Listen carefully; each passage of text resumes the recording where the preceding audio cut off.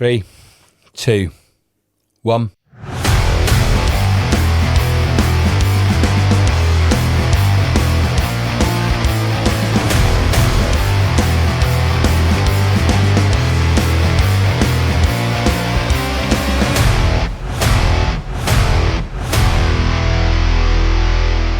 Hey everyone, welcome back to the bench and to another basic skills. Now in this basic skills, I thought we'd cover the art, we'd go over the swear word, that swear word, soldering.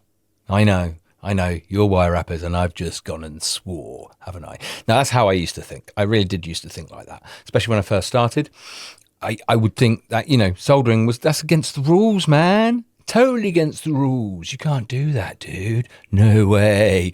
So, but you can. You can. I've taught myself you can. So after I met Ivona of Imian fame, she showed me how to solder, how easy it was, how simple it was, and how it just expands your work. It really does. It takes you into another realm. It doesn't take you into being a silversmith. You don't have to go down that road. You really don't. You can make it very basic, which is what I do. I just solder shapes, circles, jump rings, triangles, squares. I do a bit of bezeling. Don't get me wrong. I've got down that road of doing a little bit of bezeling because bezeling kind of brings in another world of stones. That's what it does. It opens the world up to cut crystals a little bit and a simpler way of capturing a stone and then putting it in your work as well. So there are those little roads you can go down as well. But that's as far as I stop it. I've made some rings. I've had a go at other things. But, I've reached that point where it means buying more kit, gas and air, things like that. I don't want all of that. I just like my little blowtorch in the corner and yeah, it does me proud. So when it comes to soldering, you really don't need much. And I recommend just buy a starter kit. Rio Grande or Cookson's of Gold has got them as well. Here's the one at Cookson's Gold. That's the exact kit I've got. I'm about to show you all of it now. I've got it over here. Let's get it over here in a minute and I'll show you exactly what comes in the kit and what you get. But that's all you need. It's a simple kit like that. That will do you proud. It really will. You'll get other bits as well as you go on. You always do. I've got some more boards. I've got some more soldering blocks and I've got charcoal soldering blocks, which I'll show you as well. These things just come in handy. They're just extra little things. And they're not overly expensive as well. So you will end up building your kit up. But that's what I recommend. When you get into soldering, just get one of these kits. Really easy to find as well. So what can it do? Let me show you. I've got some examples down here. The last few examples I've got, because I haven't got many because I've sold them all, of how I use soldering in my work. So this is what I'm talking about here. As you can see, this is a basic wire wrap. It's not really basic, is it? It's very complicated. But just using a very simple shape. This was soldered to create that shape, just to fit over the beads. As you can see, then it's been wired into place. Also, if you look at the stone here, you can just see the prongs. So I'd made a little prong setting for this. You can't quite see it in the back there. Yeah, so that's where I'm using. And also here you can see on the back here, I've made a backing for this. And then I've wrapped that in as well. So you can see what I mean by just some simple shapes. Great for when you're doing wire wraps like this. You can create backs for them. Absolutely amazing. But there you go. As you can see, just a very simple idea of just using shapes. Here we go. Here's my favourite way of using it, to be honest. When I'm doing Tree of Life now, I teach the other way where I do the wraparound, but when I'm making them for myself to actually sell, then yes, I'm going to solder them. I'm just going to do that. It's so much, it really doesn't take long. It only adds an extra 10 to 15 minutes to the job at the most, but you get a much better finish, especially on silver. Here we go again. As you can see here, it's just a simple idea. There we go. And very easy to do. But here we go. Here's something a bit more complicated. But you can take it this far. As you can see here, this is me doing some bezeling, but there's plenty of soldered shapes on here. Sharp edges, corners. It's not the best when it comes to symmetry. A few things went out along the way, but I still quite like it. I was experimenting when I was making this piece. I really was. It was just as me. I was coming back back into Lonely Soldier and starting to make again. And I have offered this up as a competition, and I will do. I was just hanging on for more people on Patreon to really make it worthwhile. But yes, this is why this knot's been sold. It needs a bit more of a polish. I need to get back onto it. But yes, I wanted to use this as a competition piece. Here's another piece again. This is taking it a little bit further. Again, I've been using bezeling on here. But again, you can see the shapes I've made. Playing around. That's just melting wire, creating balls. We're going to do a whole tutorial on that. I've got some fun things to do with that. But as you can see, I can turn it over. Here we go. Now, the backing's a little bit different. I got a bit of plate silver and I cut it out. That wasn't soldered. Everything was soldered onto that to hold it into place. But this is why I really enjoyed making this. I really did. That was so much fun making that. And that was so simple to do. Real simple to do. And you can easily do that with a basic torch. But there you go. Just to show you how simple it is and how soldering can then take your work to the next level and make your life a little bit easier. Right, well, not really a tool talk, but let me show you all the tools I've got and what you need for soldering.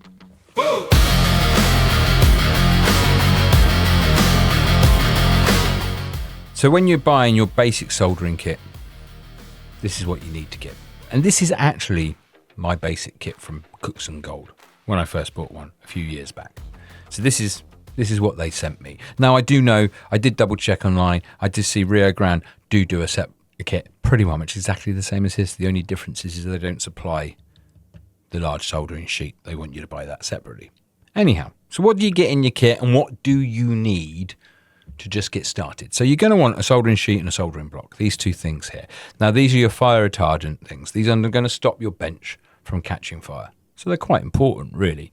You're going to want these. And they come in lots of different shapes, sizes, thicknesses. But the basic kit from Cooks and Gold, you're going to get this. And right, tools you're going to get with it is you're going to get a set of tweezers. You're going to get some steel tweezers, which is just your everyday tweezers for doing all your work with. And also, they always come with a great point, and so they become really handy for your weaving and wrapping. You're also going to get a set of brass tweezers as well. Now, these are for removing your work out of the pickle bath. We'll get to that in a bit. And you're going to get a pair of spring-loaded tweezers. Now, these are great. Love these. I've got a few different types. These have got a bit of a hook nose on them, as you can see. But you get straight ones as well. Very important, because you can put something in the end there, shut them up, let go, and it's held. So that's what you're going to need for one of your kits. And obviously, you're going to need some solder. And your kit will come with 3 different solders. You're going to get hard, medium, and easy. And traditional solder comes like a piece of metal that you have to cut up and use. And if you're using traditional solder, you're going to need this, flux. Now this is really important. It's definitely important towards the ingredients of solder, especially traditional solder, because solder won't flow without flux. Flux is there to make the solder flow over the hot metal. So it's very important. Without it, you're not going to get far. So that, especially traditional, when you're using traditional. And also in that kit, you're going to get some pickle salts. Now, what are pickle salts? You're going to mix this with water, and this is going to help clean your jewellery when you place it in there. It's going to help remove oxidization, scorch marks, things like that. But yeah, that's going to come in and last for a long time. This is still my first pop. And you're going to obviously get a blowtorch in there as well. And it's going to be a very basic blowtorch. Nothing big. It's only going to heat up to a certain size jump ring or a certain size piece of wire. You're going to want to get other sizes, but for a beginner and at the start, for what I'm about to teach you, especially in future projects, this will do you proud. Just a basic one. That's the basic kit. That's what you're going to get from Rio Grande or Cooks and Gold, or you're going to want to put together. You're going to want everything that you see here. But I do recommend a couple of other things that don't normally come with the kits. Now, one of those would be a base to hold your tweezers in. To place them in, like so. And then it's going to be a lot easier to leave them there, and then you can do some work up here like that. I recommend one of those. They are actually called a third hand, I do believe. They are very important. Also, I would recommend you get another block. Now, why would you get another block? Now, the reason being is you can create a corner. You can create a little kind of oven area down here. Because sometimes, like I say, this torch doesn't quite get hot enough. But you can create little shapes like this, place what you're putting down here, and then you're capturing the heat within that area and you'll be able to heat something up that wouldn't be able to do normally with that. So I recommend that. And also it gives a back in it. It's a back. You can place it up against things. So I recommend an extra block. Now this is a must. And now I'm absolutely shocked that you don't get this with the kit, probably because they want you to buy this anyway. You know how it is. Now this is a Kevlar mat. These are absolutely brilliant. Why have I got these? We got these for our wire wrapping retreat when we decided to teach soldering at it. And the reason being we got these because we didn't really want to take that extra step at not damaging the tables that we were using in there. So I placed this under the soldering sheet. Now, the reason being is that even though these are fire retardant new soldering sheets, they are really good. Don't get me wrong. But if you're working all day, you're creating a corner. It's got a slightly bigger torch. And you're in there, he can still get through. You could still damage a table underneath, especially a plastic table or a wooden table. So this is why the Kevlar mat just stops all of that. It stops anything like that happening at all. Absolutely amazing. So I'm surprised, like I say, they don't make that part of the kit now. I would recommend you get that no matter what. It just will take that extra bit of precaution that you don't burn a hole in your table or mark it. You're not going to burn a hole, but you could scorch mark it. You could slightly melt it if it was a plastic table. But yeah, you go. That's what you need as the basic kit. Right, let's have a chat about solder, shall we?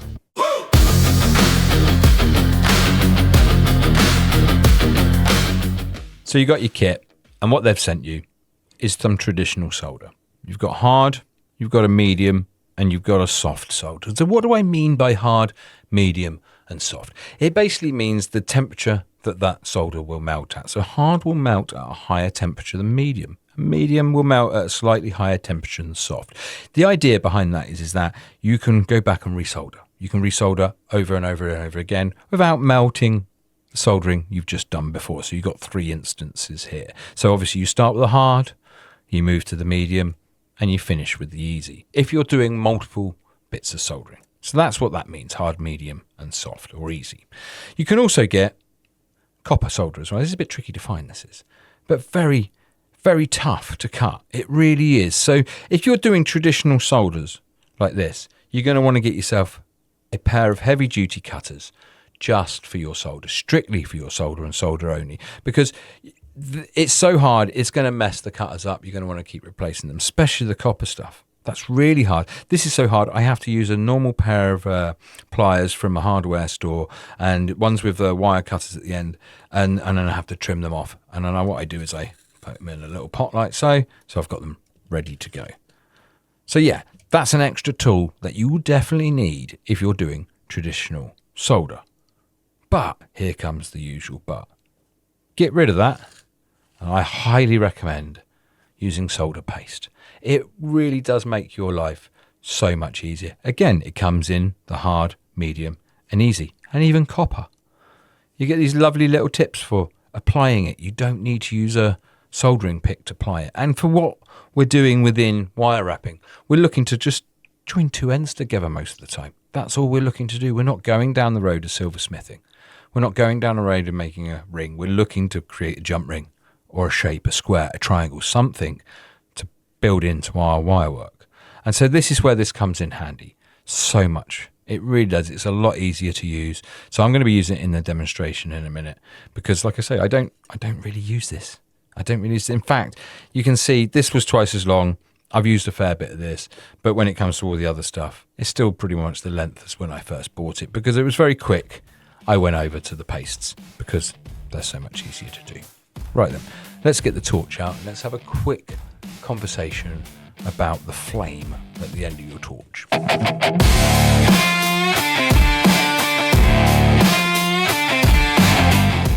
Now, when you get your kit, you're going to get a soldering torch like this. This is the basic one. You'll find this on Amazon. It often comes under as a creme brulee torch, but this is your basic torch. You could also buy the Dremel one. There's not much difference between these two. This one is branded. The only difference with the Dremel comes with a few extra safety features. To be honest, get in the way a little bit sometimes. I prefer this one. But there's not much difference in them with their heat and the style of flame they go off. They're pretty much the same thing. I'm going to use this one for the demo, just because I think this is the one you're going to get, probably, when you order your kit from Rio Grande or Cooksons and Gold. Right, let's get a flame on, shall we? So I want to talk about the flame before we get in there. There's a reason being is that you've never used a torch before. There's a right place to hold the flame and a wrong place to hold the flame. So let's get the flame on so we can see. There we go. As you can see, it's quite a long flame. You can see it's up here, about here. It's not very hot. I'm holding the pick in the end there and it's not getting very hot. But if I move it closer to this nice bright blue part of the flame, look how quick that gets hot. See? Very quickly. Now that's where you want to be holding the flame on your wire or your solder when you're heating everything up, because that is the hottest part of the flame. That really is. Not down here, even though, don't get me wrong, still warm down here. There. That's where you want it. Let me just cool that off. Do that again. Now you can see how quick that tip heats up. So yeah, that's all. I want to go over that first before we go into this demo.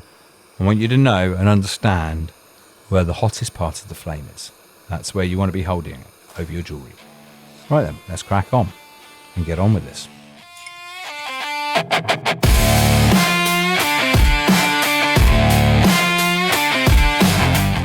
Before you start soldering, you may need to pay attention to your ends. So I've made a jump ring here. Standard jump ring, flush cut. Both ends, very important, flush cut. The reason being it's important is that when it comes to soldering, you want your ends to touch. They need to meet perfectly. Solder doesn't fill a gap. It fills around the space where they touch. I suppose that's how it, and I'm sure it probably flows into it, but it doesn't fill a gap. So what you're looking to do, and especially on your jump ring, is that you want to close them back up and you want them to meet perfectly in the middle. So you may need to get your flat nose out here. And I often do it. I often put them together like this. And I kind of feel for the grindingness of the two ends meeting.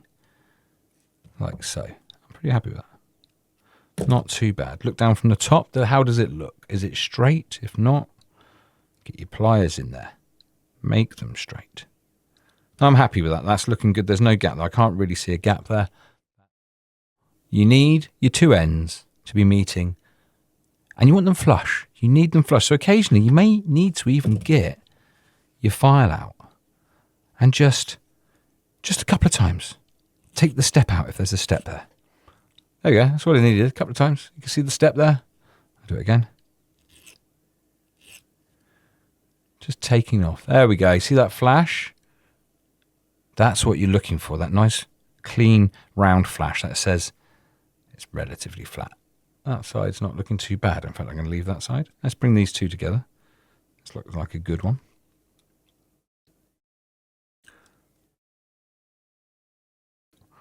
There we go. If you're having trouble meeting them, open them up, push it in so they go past the point of meeting, and then bring them back together again. Especially if you're using slightly thinner wires.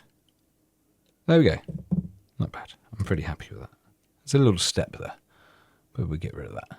Right then, let's start soldering.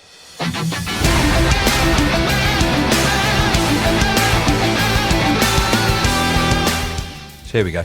Set up now. I've got my Kevlar mat underneath. I've got my soldering base here, and I've got my block on top here. I've mixed up some pickle as well with hot water out the kettle. We're going to another episode. We talk about pickling pots, but I'm saving that for another episode. But yeah, you want hot water, mix up your pickle, ready to go. And I've got myself my hard solder. Now, I've taken this off the end here. I'm going to be honest with you. These little ends are great when you're using them regularly, but if you don't use it for a bit, which I haven't used my solder in a couple of months, they get hard and they're very difficult to squeeze the solder out. I'm getting to the end of it anyway. So what you need to do, grab what you're soldering or your jump ring, place it in your tongs, like so.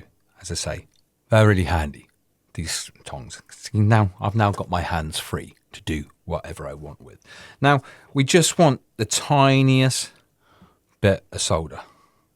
You really don't need much at all. This is why the paste comes in so handy. Just a little bit.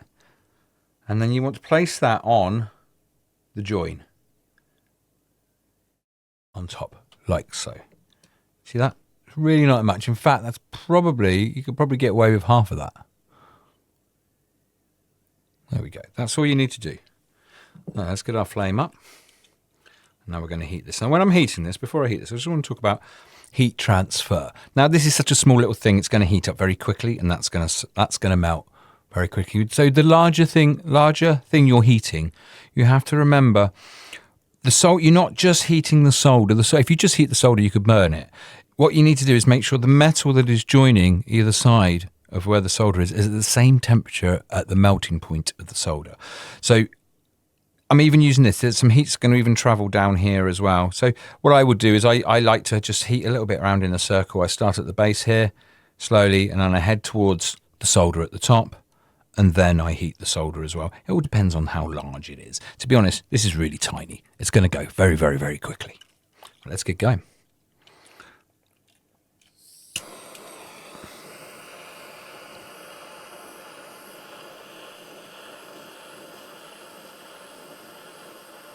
There you go, gone. See how quickly that went? Perfect. I'm going to pop that into the pickle.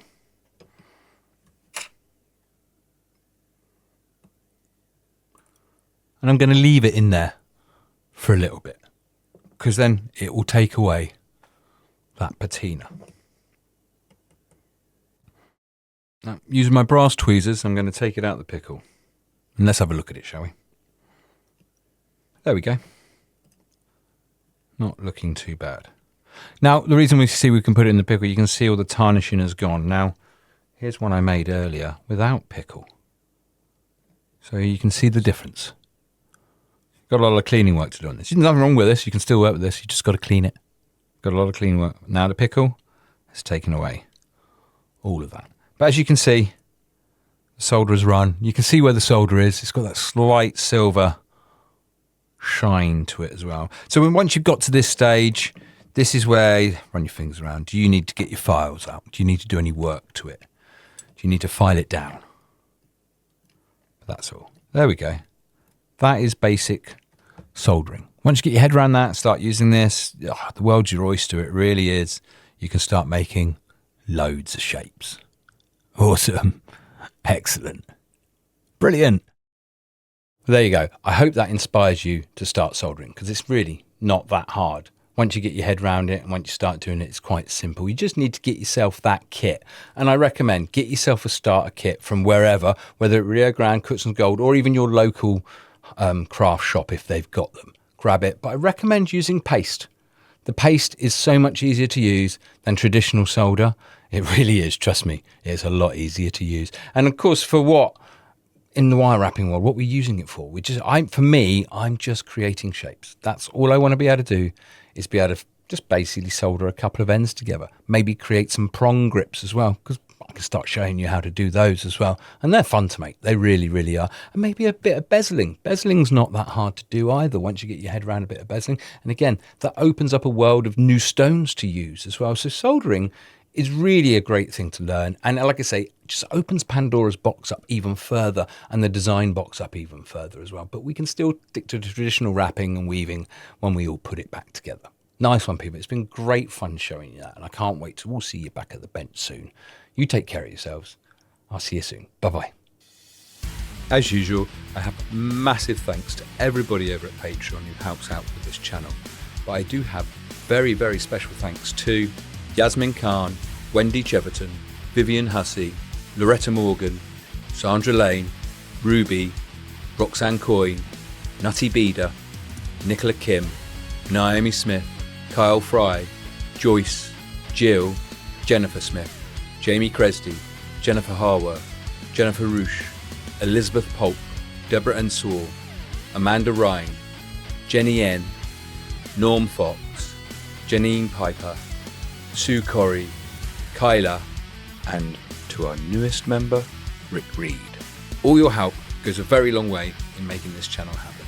I thank you very much.